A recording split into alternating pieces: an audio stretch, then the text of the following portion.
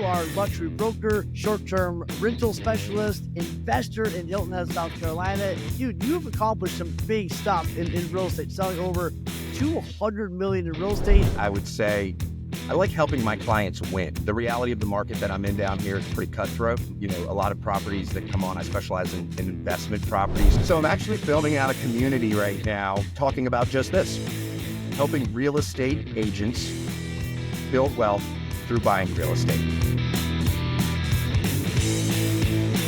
All right, let's go. All right, welcome to another episode of Real Estate Untucked. Candid conversations with CEOs and badass leaders about their biggest screw-ups, things they've learned, all the great stuff they've done along the way, and how they ended up on top.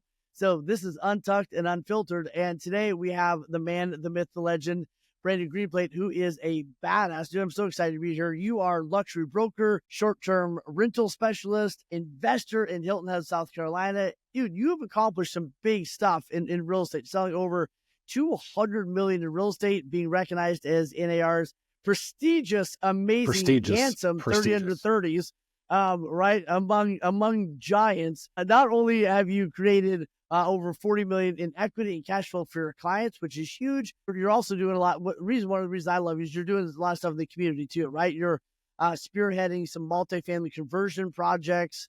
You've been featured on Yahoo and ABC and Real Estate Podcast Rockstars, all the other big stuff. And today I'm excited for us to just jump in, man, because I think your wealth of knowledge is crazy about helping people build wealth and love their life and help their community. So it's like you're like the trifecta of epicness. So welcome to Untucked. Thanks, guys. Brad, Wayne, love you guys. And it's an honor to be here and just ready to drop some value to the audience. And if I could get introduced like that every day, man, I'd be in a little bit better situation. So. Hey, you're kicking butt and taking names. So what would you say in the last couple of years, what are you most proud of as far as delivering for your clients? So let's just start there. Like what have you been able to do for your clients the last several years that's been huge?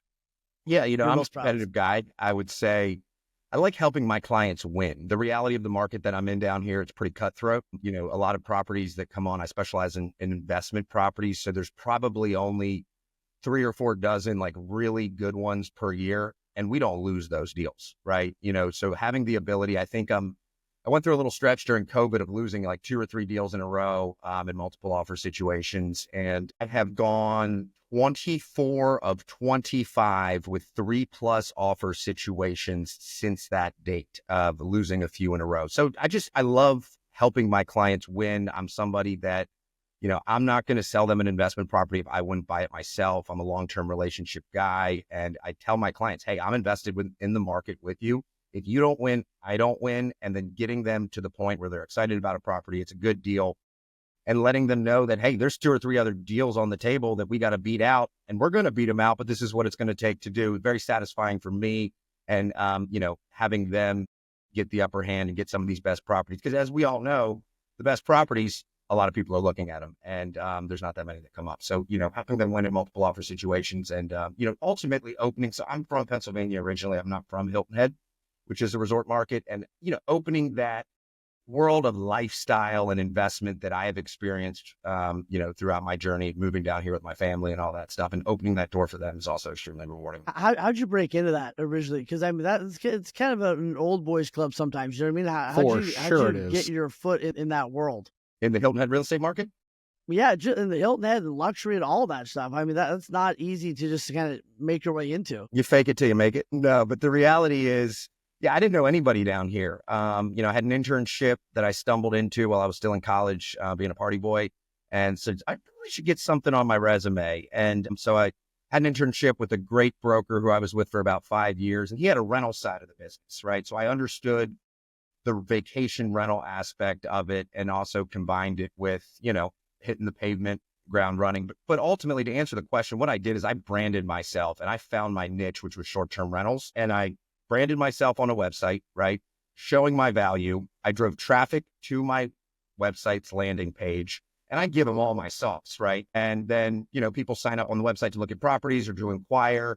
And I really focused on the buyer that is not local, right? You know, I don't want the residential buyer that is, you know, knows 5 agents from church for the past 30 years. I want the guy in Boston that is a C-suite executive that's got 3 or 4 buddies that also have $1 million to put down and don't know anybody else in this market but me, and I'm their go-to. So really focusing on my niche client and understanding where I stood in the market, what value I felt the market was not receiving, and, stayed in my lane. And, again, understanding that I'm not going to be able to compete with somebody that knows 5 or 6 agents for forever here. And I want that guy out of town being such a second home. Well, it's funny. That's so smart. Being in the same state too. Like a lot of people in our state don't have that money, right? Like, so that's why it's also, you've got some wealthy people and individuals and families, but I mean, we sell up in the North Carolina mountains, like this really ritzy resort area. And we used to be a funnel for that. But as the pandemic took off, that money, we couldn't keep up. So now they're bringing people from South Florida, they're bringing people from Texas, because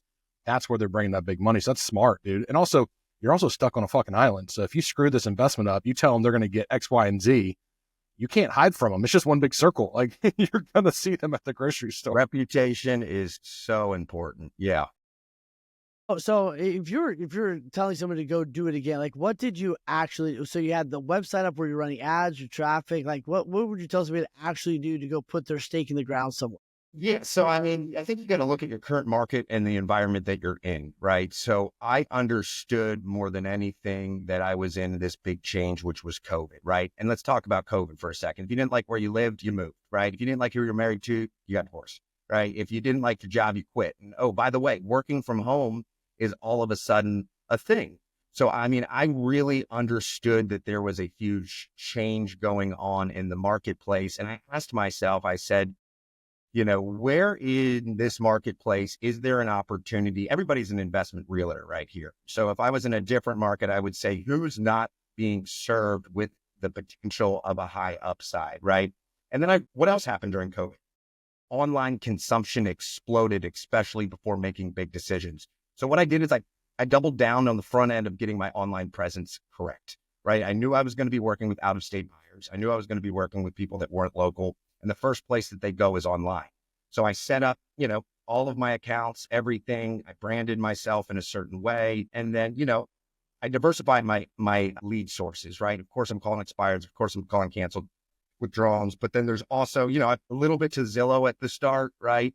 But I'm telling you guys, if you find, and I call it your real estate, right? So what is your uniqueness that only you can deliver to your marketplace better than anybody else, right? So like for my example, my broker who I got in with was real estate and rentals, right? It could be real estate and luxury. It could be real estate and land. It could be whatever, right? And mine's real estate and investment. So find your and in the marketplace, brand yourself uniquely online, because that's where these people are looking, let's be honest, right, especially in the investment space, and drive traffic to your website, showing your expertise, and ultimately, saying, I'm going to do the hard things on the front end, and I'm going to deliver more value than anybody else because I know I have to make my mark in this marketplace and establish myself. And then it's momentum from there, right? You just, I sold a $4.2 million house, and I called every single neighbor in the neighborhood after that. And I got another listing from it, right? So it's taking your wins and multiply them once you have your plan and sticking to a plan.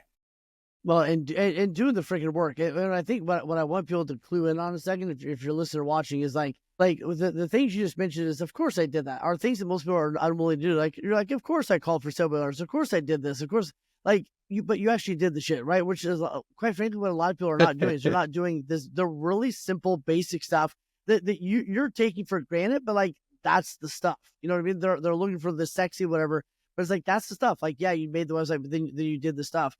Before I get into everything awesome you're doing, I want to know, because this is Untucked.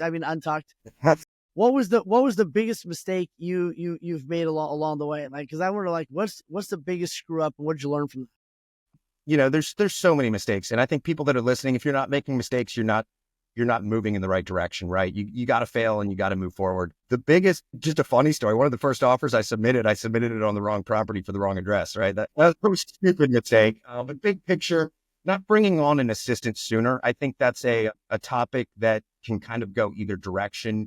When I brought on an assistant, before that, I was doing 10, 20 million a year immediately after I went to 40, right? And not understanding what I was really getting paid for, which was being in front of buyers and sellers, being on the phone with buyers and sellers, adding value to buyers and sellers. the revenue generating activities, right? And focusing and building my day around that rather than building my day around something that I could have outsourced for $20 an hour work when only, I can be the one that's doing the $2,000 or $3,000 an hour work, which is on the phone in front of clients. And I think prioritizing and understanding, because we're entrepreneurs in the real estate, let's be honest, right? And there's a lot of different this and that. But if you're trying to build a real estate business, the only thing that matters is your database and potential buyers and sellers. And can you say that for the people in the back? I don't think people understand what the fuck a database is. The only thing that matters when you're trying to build your real estate business is being in front of and talking to buyers and sellers and your database. Nothing else is going to get you paid. The other stuff is ancillary. You have to do it, right? And there's talk to more people. I like see if you get 500 people to say no. Like, hey, somebody going to say yes at some point. You know what I mean? Somebody's gonna be like, you know what? Sure, let's do this. Just leave me the fuck alone and I'll buy something. Jesus Christ. Yeah, absolutely. With your assistant, what did you do good, or what would you have done different, like in leveraging that right off the bat? Yeah, I think I would have had her much more engulfed, and rather than throwing her into everything, really step back and say, all right, this is what I am doing. This is what I need to keep doing. And this is what I need to get off my plate, and kind of systemize it a little bit more on the front end, rather than saying, hey, let's throw you in, shadow me, we'll figure it out, we'll add this stuff. So I would say get a little more specific on the front end of what needs to get off my plate, what needs to stay on my plate, and what systems are we going to put in place, on the front end to make sure that that is happening from a time saving standpoint and getting my time back to more buyers and sellers. Well, I think there's two ways that you go about that. And it sounds like you did it the way where you go through kind of the quadrants and you say, delegate, do, that kind of stuff, right? And a lot of people don't have that mentality. And God knows we should be sponsored by Buy Back Your Time by this point, because that's all I preach. Or you have to spend, there it is. There it is. Amen. I got an email from him the other day. By the way, if I told you about the new book that came out, just son of a bitch. You stop so excited about my new book. Keep going. So, or you got to hire somebody that is well qualified, like overqualified to be your assistant, so they can figure it out for you. So what I find is people hire the $10 employee and expect them to figure out what to do. And it sounds like you went through your day, just like that book, and said, this is where I make my money. This is what serves my soul. And this is what I want to focus on. And then you delegate out rather than being like, come on, figure it out. And they're like, I just stopped flipping burgers at McDonald's. I don't know what to do. And then you fire them. You're doing all the work again. Like, amen to how you did that, because I think somebody to support you but can that help book you. It gave us, Brad, the CEO Secret Weapon. Like, it helped me get a vision of what that. So read CEO Secret Weapon and then read Rocket Fuel, and that gave me a vision of what that person, who I'm looking for, what that person would be capable of. Because I don't think I had that. You know what I mean? So that helped. That helped a lot. Yeah, funny, I have books sitting on the counter over there. CEO Secret Weapon. I'm looking forward to diving in. Dude, so good. So good. Any other big mistakes you made along the way? I would say the other mistakes that I made were, focusing too much, not focusing enough on the customer/client experience, right? That is something that, again, the clients are what fuel our business, right? We want to create raving fans, right? As we all know, the best type of lead is a referral. And I got this down maybe 2.5 years in, right? So maybe the later half of my so-called career. But I think, how can, I was ignoring the little things, the big stages in these deals. I mean, these are big purchases, even for, wealthy individuals that are buying second homes, right? How do we make them feel different? How do we make them feel special? And I wasn't doing this in the beginning, and I didn't have as much referrals, right? And once I started doing it, it got a lot better. That's like, really, really cool closing gifts that go above and beyond. I would say when we're clear to close, doing certain special things, when we go under contract, when we clear the appraisal, right? We've got certain things set up that really focus on the customer journey, making sure they're in the loop, have a fantastic experience, and letting them know, this is the important part for guys that are listening that want more referrals, is to make sure your clients know, feel, and understand that you're not going anywhere for them after the deal, and providing value for them. Well, and those little things are so huge. And here's what I think is so crazy. It's like our the average mentality is like, I got you the deal. Like, what more do you want from me? Right. It's kind of how the average person thinks. So it's like, I got you the freaking, $200 million deal, 15% off. You know what I mean? But the reality is, like, you listen to like Serhan, you listen to like Gary Vee, you listen to all these guys, you listen to you, and they talk about I heard that he liked blank, so I sent him this little gift, or I sent him the signed ball from this guy because he mentioned that pass, whatever it is. Like that quote unquote little stuff is massive. And I remember a coach of mine years ago, I said, who do I hire next? And he goes, hire a client care manager, right? Hire someone to just love on your clients. He goes, you don't need to hire a salesperson. You need to hire someone that loves our clients. And I was like, screw you. And I think he was 100% right. So yeah, so interesting. Director of Wow. That's Director of Wow. There you go. There you go. I love it. All right. So let's talk about investing right now. What is, what's the biggest mistake luxury buyers or short-term rental investors are making right now that's messing them up when they're trying to build their wealth? Buying properties in the investment space that don't leave you enough room to build equity into it, right? So I think it's something where there's two sides of the coin, right? There's rental projections and then there's real numbers. But I've had a lot of success by getting my hands dirty, right? And I really have not had a bad investment yet because I utilize something called the principle of substitution, which is where can I find a property as close to the landmark or revenue driver, like let's say you're in downtown, right? And being closer to downtown is going to drive revenue for the least amount of purchase price, right? So closest to downtown, least amount of purchase price. In my example down here, close to the beach as possible for the least amount of purchase price, but with the highest amount of upside, right? So I go into a property and I say, all right, I can't find anything cheaper, closer to the landmark than this with what it's going to be worth when it's done as high as this property. So I'll go in there and like a good example, my first one I bought it for $850. I put $450 into it. I timed it pretty well. It reappraised for $2.7 million, right? Let's say the market didn't happen. It probably would have appraised for $1.82 million, right? Pull that cash out, deploy it elsewhere. But I do think the market that we're in today when it comes to investing in real estate, it is the value add market right now. And it is creating equity. And how you do that is change the use to the highest and best, and ultimately leaving yourself enough room in there to spend more than you were planning on spending, or, taking longer than you thought it was going to spend, and still having some buffer with what it's going to be worth when it's done and understanding the market. Yeah. Yep. So what other principles, like investing principles, do you use to help guide you and your clients in the process?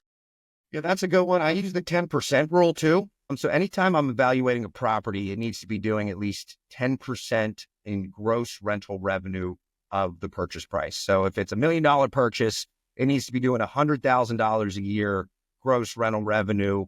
And of course, like if it doesn't hit that, I'm not even running the numbers, right? And I think, once if it does hit that, then I'll run the numbers. And I just think real estate investing, and I kind of pose this to everybody out here listening, if you're an agent, people need to buy more of it, right? And at the end of the day, it is long-term, right? That example I just made of putting $450 into something and having it turn, that's not common, right? And I just think big picture, we're 5 or 6 million homes short in the United States because we stopped building when 2008 recession happened, and we're still behind. And, there's just a huge opportunity that I look out at agents in the world that, we're getting so caught up in this hamster wheel. I gotta sell this deal. I got 2 or 3 properties that made me $1 million or $2 million because I found the property for my client and I didn't sell it to him. I bought it myself. It was that good of a deal. Right. And almost shifting that a little bit of like another good story. Like right when COVID started, I sold a house for $700,000. Right. And made my, $20,000 check. Cool. Awesome. Right. They call me up a year later. They're like, I want to sell. And I'm like, okay, the market's good. Right. Let's see what it's worth. We sold it for $1.4 million. They made $700,000 in 12 months. And I'm sitting there with my $40,000 thinking I'm rich. Right. And that's the difference what buying real estate can do versus selling real estate. All right. So let's play a game. I'm a long-term hold investor. Thought about changing some of my rentals over to short-term, even thought about buying some properties. I've looked at buying some and like, maybe it could be short-term. I've never been able to make it. I'm not in the luxury market. I'm in the everyday blue collar kind of area. In my mind, I can't make the numbers make sense. How does short-term rental, how is that a bigger plus than the long-term? Like, or is there a formula that you have in your head? Like if it's only going to do so much, you might as well just turn it to long-term and not short-term. I know it's a very basic question probably, but it's also something I can't figure out. Yeah, I mean, here's the big thing with the short term. Of short-term rentals are under rented. They're with a poor rental management company.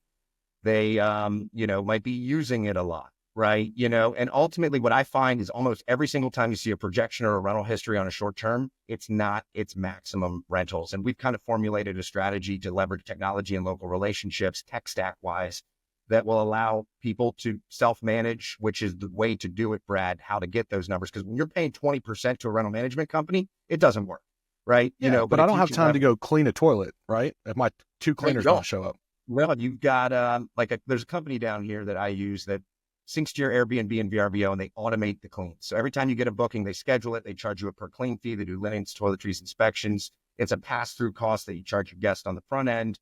And then there's other technologies that automate, messaging, dynamic pricing. But really, to answer your question, Brad, to make it work, the rental management company isn't as much. Now, if you're selling short-term rentals, the way to look at it is, with the long-term rental, you have mortgage pay down, appreciation, right? You have tax benefits and you have your cash flow. With the short-term rental, you have the fifth, which is personal use, right? So I sell a lot of short-term rentals by looking at, you guys, you value your family people, right? You like the idea of having investment property. Even if you put 5% return in your pocket, yeah, you can go probably do that better somewhere else. But are your stocks and bonds going to allow you to vacation in your property and build those memories together? Is your long-term rental going to provide that sense of joy when you have grandkids coming down at your house 5 or 6 times? That's the stuff that's priceless, that when you're selling short-term rentals, you need to include that fifth layer, which is personal use and enjoyment. You son of a bitch. I'm buying a house. That's what I'm doing. I'm making those memories. You got me. Other question. Do you feel like, and I've been told this by a manager up here, not that she's wrong, do you feel like you have to niche out the short-term rentals to make them like a dolphin theme or Disney World theme? Is that bring you more money than just like a nice ass Airbnb? No, it doesn't. I mean, that's not going to hurt. There's just time, energy, and effort that goes into it. The reality of a short-term rental is the bed count is extremely important. Vicinity to that landmark that's going to drive revenue is super important. And, depending on the market, you might have to do some stuff like that. But the other thing to look at is like, if you go on to AirDNA or Rabu or stuff like, for example, on Hilton Head, there's certain types of properties that are going to perform better in every single market compared to the other ones, right? So down here, it's 1-bedroom ocean fronts that you can scoop up for, $350 that are, when they're operating correctly, $50,000 to $60,000 a year. Way more than that 10% rule. And then the single family homes, walking distance to the beach, 4+ bedrooms with a pool, and dog friendly are going to be the highest one. You can buy one for 1.5 down, we're doing 250. But I think to answer your question more than anything else, it really depends on the market. Like, for example, there's 50% of short-term rentals on Hilton Head are 2 bedrooms. Don't buy a 2-bedroom to short-term rent here, right? Diversify. Also, can we just vote that every short-term rental needs to have nice fucking mattresses? I'm so tired of going to sleep on cardboard boxes. Holy shit. I will lose my religion over a mattress. Maybe it's because I'm fat, but still, it's just bullshit. Don't do cheap mattresses, you assholes. Go get a good mattress. Fuckers. I can say something. The Wayfair $150 king mattress is a game changer for short-term rental investors. Brad, I want you to come down complimentary on me in California weekend, and I want you to tell me what you think of this $150 Wayfair mattress. I'm telling you, it's fantastic. What's some of the crazier stories you've had short-term rentals? Like, I mean, Christina always shares one about like wax. They had like a sex, not her. They had like in her Airbnb had a sex wax parties all over the ceiling and stuff. Any craziness or just normal stuff? Nothing too crazy down here. And I think it's the market that we have. Like, most of my properties are 4 or 5+ bedroom that are in the summertime, $1,500 or $2,000 a night to rent. And, you just don't see quite as much crazy. The one thing I would recommend, guys, if you do have a property that is bigger and more expensive, don't do a 2-night booking ever, because that's when people can come and do parties. And I did that one time, and I think we had about 14 holes in the wall in a $2.5 million house. And that's the only 2-night booking I've ever taken. So, nothing crazy, just some damage. So I got one more question. Sorry. It's all about me today, Wayne. Sorry. So we do short-term. This is really different than the other days, by the way, Brandon. Very, very different. I tell you what, why don't you tell us about this book you just wrote? Yeah, if I can tell you about the book I just wrote, I'll just hold copies while you talk. So I'll just hold them up. Love it. I need one of those, Wayne. So I'll send it to you. So we do short-term rental sales up in the Gatlinburg, Knoxville area. And I was always told for small investors, it might be better to do a smaller unit because people might do last minute trips and just come in town overnight. But if you have a 5-bedroom, typically those are booked out further because they have to plan to have multiple families there or whatever it is. Do you have any idea? If you were talking to an investor, a real estate investor, would you say, hey, of course not do 2 bedrooms, but do a 1-bedroom, do a 3-bedroom because will you get more ROI, or is that just kind of a myth? It depends on, no, it's not a myth, and it's going to depend on the market. I think first and foremost, each type of property has a different market, even in the same market. What I mean by that is let me take Hilton Head, for example. 1-bedrooms, you're never going to do, probably more than 3 or 4 night booking at a time. But the big properties, you've got to hit 7-day minimums, Memorial Day to Labor Day, Saturday to Saturday. That's it. Because if you miss a day or two, it's $1,000 in revenue. So where I'm going with this is, depends on the property and the market. But then anybody that is a serious short-term rental investor is self-managing. And anybody that is self-managing is using a dynamic pricing tool. I recommend PriceLab. And if anybody wants to reach out to me directly outside of this, I can kind of give you guys a rundown on what to look for and how to set up this PriceLab. So let's say it is a 1-bedroom in your market up there, Brad. That 1-bedroom, you're going to set the PriceLab settings, which is pulling in demand. It's pulling in, the customizations that you put in there to spit out a price to get it booked on a minimum stay that will align with that market. So with the 5-bed, like for the bigger properties, yeah, you're right. You're not going to get as many, like a snowbird booking or stuff like that. But what I would say more than anything is I have based on the timeline of lead time and based on the time of year, I have different minimum stays. So I don't take anything less than 5 days in May, April, May. I don't take anything less than 7 days in the summer months. But if I get within 30 days, I will. Right. And then the winter time, my minimum is 3 days because I just need to fill in, 3 days. So it's really piecing it together almost like Tetris and utilizing a dynamic pricing tool like PriceLabs and an expert in the marketplace like you or one of your agents or myself here down in Hilton Head that can really help identify and say, hey, this is what works and this is what doesn't. Do you think there's money to be made as a real estate agent doing I know you said manage yourself, but we're a service-based. So have you seen it be profitable to be a short-term rental manager as a real estate company? I'd like to have a separation to a degree. I've set up something where I will help people set up their self-managing systems, processes, and all of that kind of stuff, and then hand it over to them for a fixed fee. But if they want to go the rental management route, I just find, again, I'm not going to make that much money, 10% on their $40,000 rental, right? I'd rather develop a good relationship with a local rental management company that I know they're in good hands and go use that time out. Property management sucks more than, it just sucks, so like if it's not my money I'm making on my rental, I'm not messing around with it. I would say we're salesmen and our time is better spent selling more and connecting them with the right people if they want to go that route. All right, Wayne, your turn. Sorry, I'll be quiet now for a second. I love. All right. So for you, Brandon, what do you see in the next several years? Like, what do you think is coming? What's your predictions? Because you get your pulse on a lot. What do you think is coming in the next couple of years? Across the real estate board as a whole? Yeah, it's across the real. I mean, but especially when it affects you. Like, what's your prediction in far as what investors are going to see or the opportunities that they might miss out on? Yeah, I think. And nobody has a crystal ball, but I think we're in the lull right now, right? I think we are at the bottom of it and people don't believe it because what's going to happen is, right, these rates are going to go down and everybody's going to jump in.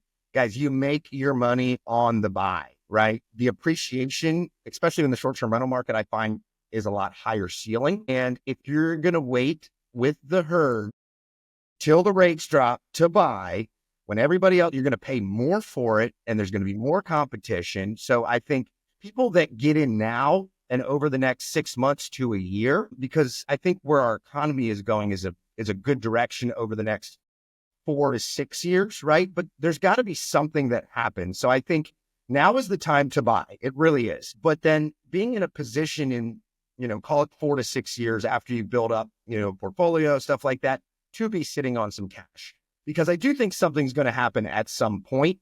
I don't see that happening in the next 4 to 6 years. I think we're going to see a lot more growth before that. But in the next, call it 5 years out to maybe 10 years, you want to stack cash on the side for if something does happen, you can jump in and you can get aggressive. But I do not see that happening here in the near future. And I think people that don't buy right now are going to have that same feeling of not buying prior to COVID, right? Well, and so many people were like, they're trying to save. We looked at some numbers, the other day. It's like on a $500,000 house. People were trying to save $200, $300 a month, right? On a 1% difference in rate. So they're trying to save $3,500, $4,000 a year, let's say, right? But on a $500,000 house, let's just say it only had a 2% growth. I mean, they're already missing out on $10,000, $15,000, let alone they can actually get somewhat of a deal and sell or reduce and stuff. So, yeah, I think it's helping them do the math is huge. Do you think we're going to still see people buy and sell homes 20, 30 years from now, or do you think it's just going to turn into a total rental market across the country? I think we're still going to see people buy homes. I mean, let's be honest, guys. I mean, there's a personal relationship factor to buying and selling as far as the cost of living. I think that the American dream lives, man. And, people don't want to pay the landlord, and the smart people will buy. The herds will rent. And, selling $200 million of real estate has been financially fantastic, but buying 14 different properties has, from an equity standpoint, made me over 10x net worth from selling 200 million, to put that into perspective. So people that buy real estate are going to win. And I think, you want to step and be outside of the herd. And if everybody's renting, buy. Because long term. So if you could instill one belief in every real estate agent's mind, what would that be when it comes to investing and building wealth? Like what would you just wish you could just pound? Sometimes we're all sitting in that 30 to 30 room, and sometimes we're feeling like the older guys every once in a while. Like, what's the thing you wish you get everybody else to really just buy into? If you just put one belief or thought in their brain, what would it be? You're going to make so much more money by buying real estate than selling any volume of real estate. And until you get into that mindset, you're going to continue to sell real estate on that hamster. Like, the end goal here, guys, is time freedom, right? I love selling real estate, but I don't want to do it forever. And, I think the biggest thing is the amount of money that can be wealth accumulated from buying real estate versus selling real estate does not compare at all. So why don't they do it? What do you think is keeping them from taking that action? I would say we are so ingrained in the mindset that we sell real estate, right? Sell, hit the volume, beat the goals, right? All this stuff. And sometimes you need to step back and say, what am I doing this for? What am I trying to, am I trying to sell real estate for forever? Yes, absolutely. Right? Yeah. It's the long-term game. And I'll tell you guys a real quick story. So when I sat down with my broker, first day, he says, Brandon, there's a guy in the office. His name's Tad. And Tad, out racing cars, doing whatever he wants. He said, Brandon, Tad's worth so much more money than I am. And I'm like, what are you talking about? You're selling $60 million worth of real estate a year. He said, Brandon, Tad and I started selling real estate in the exact same year, 1984. He said, there was a difference. He said, I tried to sell as much real estate as I could. Tad tried to buy as much real estate as he could. You fast forward to today, Tad's worth way more money, doing whatever he wants, not really selling real estate. And Robbie is great. He's got some time freedom. He doesn't have the time freedom like that. He's not worth as much money. Buy the real estate. And then, there's so many benefits being a real estate professional. Tax, cost segregation. That's a whole nother conversation that, again, if you're a tax accountant, if you're a real estate agent that wants to buy real estate or are buying real estate and your accountant doesn't know what accelerated depreciation or cost segregation is, fire them. Yeah. Fire them. Well, it's funny because I think it's the sexiest thing you've said, right? Like we're spending time focused on selling, or you're spending time both on buying. Like that is huge. Yeah. The more you learn to sell, the more you learn to buy, right? Yeah. Well, you're also missing the point that most people don't sell a whole lot of damn houses, so therefore they can't afford to live, let alone invest in shit. So I think it becomes incumbent on somebody like Brandon's previous broker that pulled him aside and instituted that knowledge, passed it down, download that information that gets him intrigued. And then Brandon was able to back it up by buying and selling property. But I don't know very many brokers that are trying to help their agents get to the next level. Like we try and do that. When you get to a certain level, I'm gonna pass you off to this person, this person, this person. But like a lot of people don't take that time and energy because their companies are just meat grinders, to be honest. And there's like, sell houses. That's how I make money. Fuck your investments. I don't make money off your investments.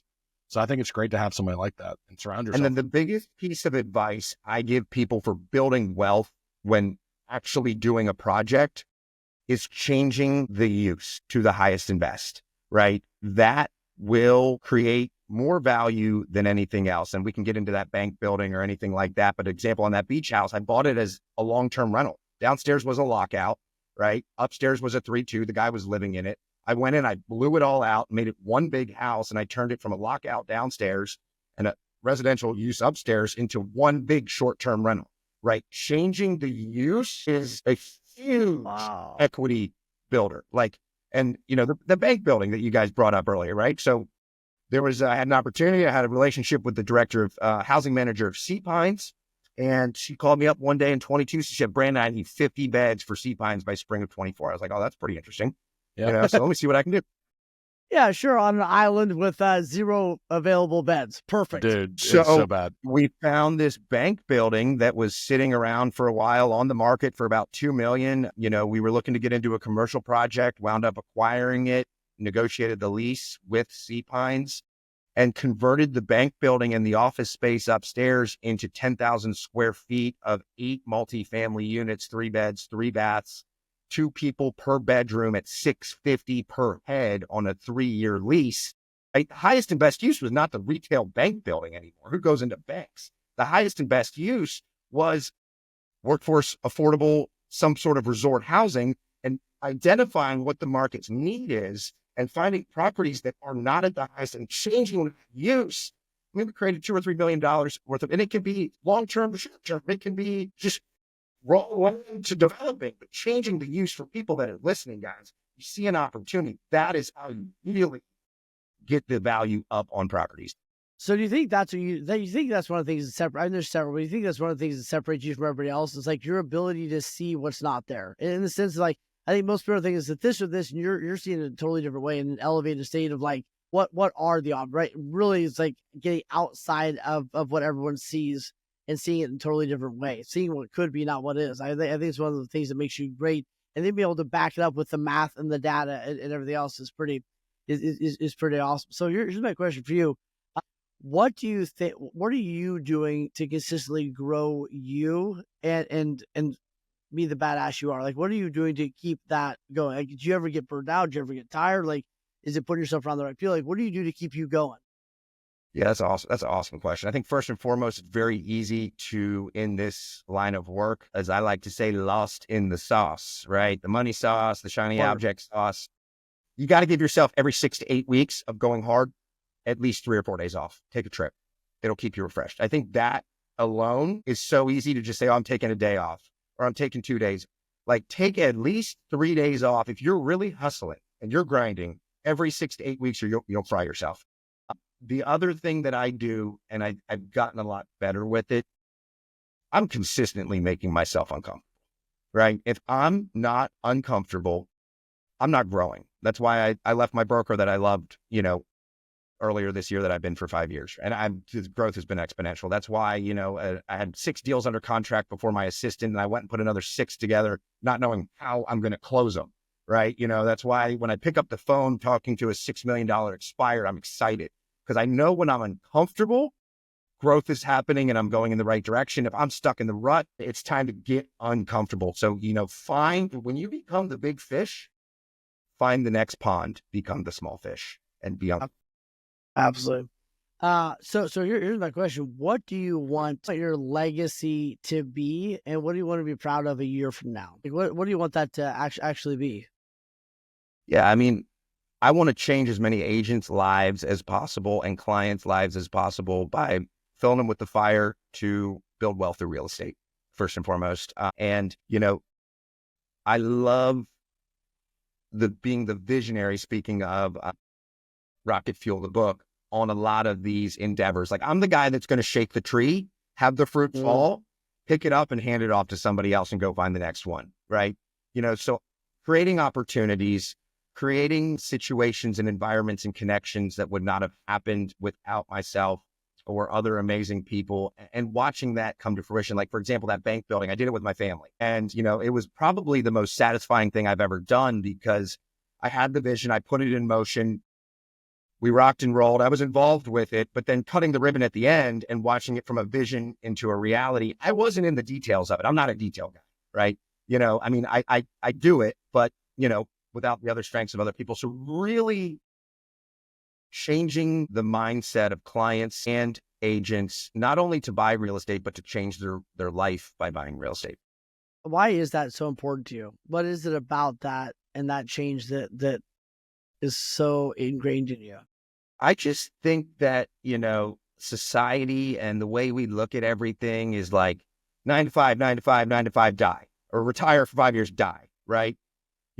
My goal is to get off of that, right? Like right now I'm working on, I'm accepting the fact that I'm working harder than, I want to work for the rest of my life, but I'm also understanding that the work that I'm doing now, when I'm 45, 50, I'm not going to have to do this, right? And that's the goal. And doing what I want with who I want, where I want, right, is the goal. And having other people have the ability to understand, and agents and clients, that, if I buy enough real estate and I create enough passive income, I can do that. I can still sell property to who I want to sell it to. I can still, pick up, but I think just life's limited, man, and I'm trying to instill in people and create a life for myself that it gives us the time freedom that Tad has to go enjoy your life and not worry about money and do it with. Well, and if I hear it correctly, what pisses you off is people that could have it and just don't have it because they're not taking advantage of the opportunity or seeing it. So that's freaking awesome. I think it also goes to, like, Brandon's been able to see behind the curtain, and he's a giver. And so he's like, I just found out that if you own real estate and if you do it this way, you can 10 times your income. And he's wanting to share it. And it feels like it's a secret, and it's not. It's just a lot of agents haven't gotten to that level, or they don't have that intelligence to be able to share it. And you see people grinding every day. And of course, we need all walks of life in this world to make the world go round, right? But at the same time, he's like, I think I figured this thing out, that you can do it too. But the one thing he can't give them is motivation. But everything else, like he said, I can give them the playbook on how to self-manage. He could make 10% managing it, but he's like, no, I'll give it to you for a fee. But like, they got to take it on and go. So I think that's what's so beautiful about how Brandon works is he's unlocked it. And he's like, you can do this too. Come along with me. And that is important. So important. 7% of all real estate agents are also investors. 7%. That's time for crazy. That's crazy. All right. So what do you want to be proud of a year from now? We're sitting here a year from now, or we're at 30 to 30 or having a drink or something. What do you want to be proud of a year from now? So I'm actually building out a community right now talking about just this, helping real estate agents build wealth through buying real estate. So, I'd love to sit back a year from now and have, 1,000 people inside of this community that will ultimately support one another, share deals, share highlights, provide insight, right? And, I'm working on another pretty big project right now where, we're looking at buying a piece of land over on Daufuskie Island that will be involved. I can't say too much about resort development, right? Changing use. So, having another portfolio under my belt. So you look at like kind of my mission with bringing people to understand wealth and real estate is, if I can bring people into this community that ultimately are going to change their mindset and come along for the ride, like we're talking about, but I can also change the use of property around here and create some opportunities. Like there's probably 20 jobs that are going to come from that. Yeah. Right. So it's always leading with love and kind of building something that you're proud of. And I'm proud. I'm somebody that wants to bring people up, right? My biggest disappointments are when I let people down, right? And I know I can't always control it, but if I can give people the runway to take it and run with it, that puts me in a position of like, I'm doing all I can to support them. And, I want to create 5 millionaires from real estate investment in 2025. Hell yeah. There you go. I like it. Dude, that's awesome. All right. If you could have dinner with any 3 people, dead or alive, who would it be? Donald Trump. Oh, man. It could be all 3 of his personalities. It could just be that. Yeah, no, Donald Trump, Tiger Woods, and Brad Allen.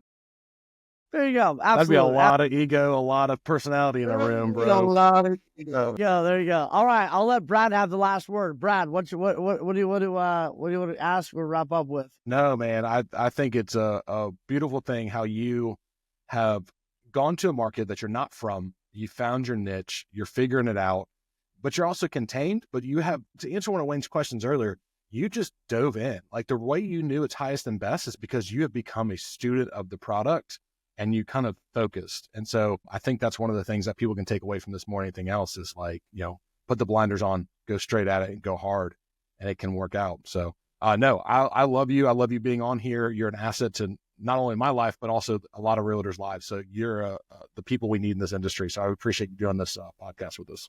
Yeah, absolutely. Love you guys. Brad, we need to get you down to Hilton Head here for, again, and Wayne, we need to link up as well. But I love what you guys are doing. I think this UnTucked podcast is what the real estate world needs. And, it's been a blessing to have you guys in my life, and can't wait for all the more memories and experiences to do together. So good. Well, if you're looking to build wealth or looking at short-term rentals, reach out to this dude. What in your community you're building, is that ready yet? Can we talk about that yet? Or we're going to add that to the show notes down the road? We're going to add that to a show down the road here. Okay. All right. Good. All right. We should take the show on the road to Daupusky. I've never been out there because it's only by ferry. It's a small island off of Hilton Head or near Hilton Head. So that's what we're going to do. But we'll put all your social media handles in the show notes. Are you okay if people reach out to you, ask questions through DM and stuff like that? Yeah, absolutely. Reach out to me. You put my email and stuff in there, and anything I can do to help people in this space, or even if you're an agent that wants to learn how to sell short-term rentals better and more of them, and tap into a market that you may not be there too long. The second home market's powerful, guys. So reach out to me. Brad, Wayne, thanks so much, guys, for having me on. I really enjoyed it. Thanks, dude. I'd love to do that down the road. That'd be awesome. Thank you, brother. You're amazing. You guys are awesome. Thanks.